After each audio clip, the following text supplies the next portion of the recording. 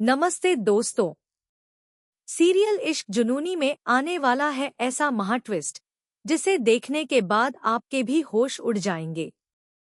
रूहानी की जिंदगी इस वक्त पूरी तरह खतरे में है क्योंकि गौतम अपना आपा खो चुका है और रूहानी को बुरी तरह परेशान करने पर उतर आया है। वहीं गुरु किसी भी कीमत पर अपनी रूहानी को गौतम के चंगुल से बचाने की कोशिश करता नजर आएगा। कहानी की शुरुआत होती है रूहानी और गौतम की सगाई से। सब कुछ बिल्कुल ठीक नजर आ रहा होता है, लेकिन किसी को अंदाजा तक नहीं होता कि इस सगाई के पीछे कितना बड़ा खेल चल रहा है। दूसरी तरफ तेजस्वी को धीरे धीरे गुरु और रूहानी की पूरी सच्चाई समझ में आ जाती है। दरअसल रूहानी के जन्मदिन पर गुरु एक भालू का रूप बनाकर उसके करीब आता है। पूरे घर में खुशियों का माहौल होता है, लेकिन इसी बीच गुरु रूहानी को अपने पास ले जाता है और दोनों किचन में अकेले रोमांस करने लगते हैं। तभी तेजस्वी की नज़र दोनों पर पड़ जाती है। वह अपनी आंखों से गुरु और रूहानी को एक साथ देख लेती है और तुरंत अपने भाई गौतम को पूरी बात बता देती है। तेजस्वी गुरु और रूहानी का वीडियो भी गौतम को दिखा देती है। यह देखते ही गौतम के पैरों तले जमीन खिसक जाती है। उसे यकीन हो जाता है कि रूहानी ने उसके साथ धोखा किया है। गुस्से में गौतम कहता है कि उसने रूहानी के लिए बहुत कुछ किया, लेकिन रूहानी आज भी गुरु से प्यार करती है। गौतम तेजस्वी से कहता है कि अब वह बिल्कुल चिंता न करे, क्योंकि वह गुरु और रूहानी को ऐसा सबक सिखाएगा जिसे दोनों जिंदगी भर नहीं भूलेंगे। लेकिन दोस्तों, असली खेल तो इसके बाद शुरू होता है। सगाई के दौरान अचानक पुलिस वहां पहुंच जाती है। गुरु भी पीए मिश्रा और उसकी पत्नी को लेकर वहां आ जाता है। पुलिस गौतम को सरेंडर करने का आदेश देती है और कहती है कि उसके खिलाफ इतने पक्के सबूत आ चुके हैं कि अब उसका बचना मुश्किल है। पीए मिश्रा सामने आकर गौतम की पूरी पोल खोल देता है। वह पुलिस को बताता है कि गौतम ने उसे पैसे देकर झूठा काम करने के लिए मजबूर किया था। उसकी पत्नी भी गौतम के खिलाफ सबूत पेश करती है। पुलिस के सामने गौतम की सच्चाई खुलने लगती है और ऐसा लगता है कि अब उसका खेल खत्म हो गया। लेकिन तभी गौतम अपना आपा खो देता है। वह अचानक रूहानी का हाथ बेहद कसकर पकड़ लेता है और उसे अपने कब्जे में कर लेता है।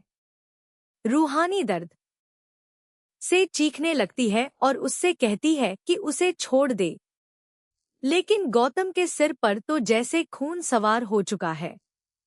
गौतम रूहानी पर बंदूक तान देता है और पुलिस को धमकी देता है कि अगर किसी ने भी आगे बढ़ने की कोशिश की तो वह रूहानी को गोली मार देगा। रूहानी रोते हुए गुरु से मदद मांगती है और कहती है, गुरु मुझे बचाओ, गौतम मुझे मार देगा। रूहानी की हालत देखकर गुरु का गुस्सा 7वें आसमान पर पहुंच जाता है। वह गौतम को चेतावनी देता है कि अगर रूहानी को कुछ भी हुआ तो वह उसे कभी माफ नहीं करेगा। लेकिन गौतम अब किसी की सुनने को तैयार नहीं है। वह गुरु पर आरोप लगाता है कि गुरु और रूहानी दोनों ने मिलकर उसे धोखा दिया है। गौतम कहता है कि उसने रूहानी से वादा किया था कि अगर वह गुरु को फांसी की सजा से बचा लेगा तो रूहानी उससे शादी करेगी। लेकिन रूहानी ने उसके साथ विश्वासघात किया और गुरु के साथ मिलकर उसे बेवकूफ बनाया। तेजस्वी द्वारा दिखाया गया वीडियो गौतम के गुस्से में आग डाल देता है।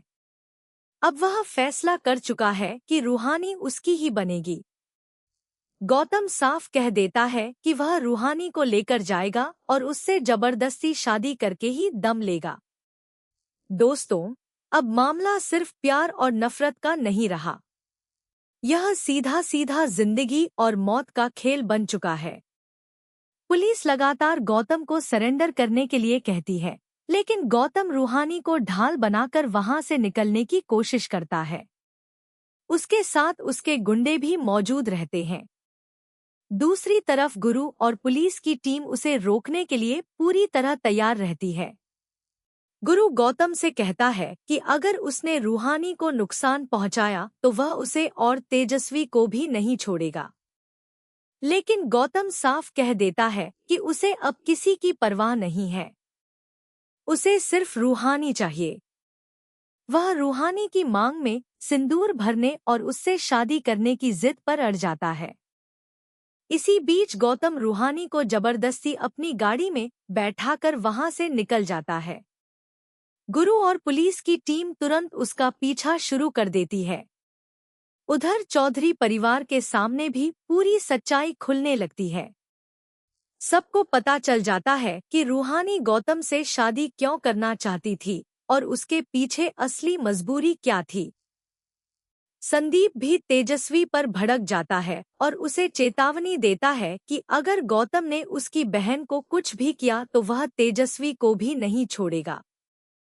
अब दोनों परिवारों के बीच तनाव अपने चरम पर पहुंच चुका है। लेकिन दोस्तों, गौतम ने इसके बाद जो कदम उठाया वह सबसे खतरनाक है। गौतम रूहानी को लेकर सीधे एक मंदिर पहुंच जाता है। वहां मामा जी और उसके आदमी भी मौजूद रहते हैं। रूहानी को जबरदस्ती दुल्हन बनाया जाता है। गौतम उसे धमकी देता है कि अगर उसने शादी से इनकार किया तो वह उसे वहीं जान से मार देगा। रूहानी की आंखों में सिर्फ गुरु की उम्मीद दिखाई देती है। वह मन ही मन चाहती है कि किसी भी तरह गुरु वहां पहुंच जाए और उसे गौतम के चंगुल से बचा ले। दूसरी तरफ गौतम पूरी तैयारी के साथ रूहानी से जबरदस्ती शादी करने लगता है। मंदिर के चारों तरफ उसके आदमी पहरा दे रहे होते हैं ताकि कोई भी रूहानी को बचाने वहां तक न पहुंच सके। लेकिन गौतम शायद यह भूल चुका है कि गुरु इतनी आसानी से हार मानने वाला नहीं है। गुरु पुलिस की टीम के साथ मंदिर तक पहुंचने वाला है और अब वह गौतम के पूरे खेल का अंत करने की तैयारी में है। आने वाले महा एपिसोड में सबसे बड़ा ट्विस्ट देखने को मिलेगा। गौतम और रूहानी की शादी की रस्में शुरू तो होंगी, लेकिन शादी पूरी नहीं हो पाएगी। जैसे ही गौतम रूहानी की मांग में सिंदूर भरने वाला होगा, तभी पुलिस की टीम वहां पहुंच जाएगी। हालात इतने बिगड़ जाएंगे कि पुलिस गौतम को रोकने के लिए गोली चलाने तक पर मजबूर हो जाएगी। गौतम बुरी तरह घायल हो जाएगा और पुलिस उसे गिरफ्तार कर लेगी।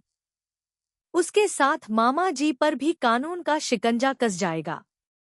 रूहानी एक बार फिर गौतम के चंगुल से बच जाएगी।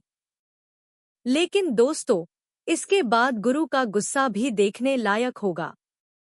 गुरु गौतम को सबक सिखाने के लिए उस पर टूट पड़ेगा।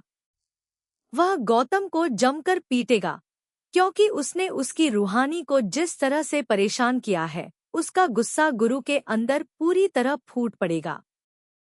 हालांकि पुलिस किसी तरह गुरु को रोक देगी और गौतम को अपने कब्जे में लेकर जेल ले जाएगी। इस तरह गौतम का पूरा खेल आखिरकार खत्म हो जाएगा और उसकी सारी साजिशें कानून के सामने बेनकाब हो जाएंगी। लेकिन दोस्तों, सवाल अब यह है कि क्या गौतम के जेल जाने के बाद गुरु और रूहानी की जिंदगी में सच में खुशियां लौटेंगी, या फिर गौतम जेल के अंदर से भी कोई ऐसी चाल चलेगा जो दोनों की जिंदगी को फिर से तबाह कर देगी? आपको क्या लगता है, क्या गुरु और रूहानी आखिरकार एक हो पाएंगे? आप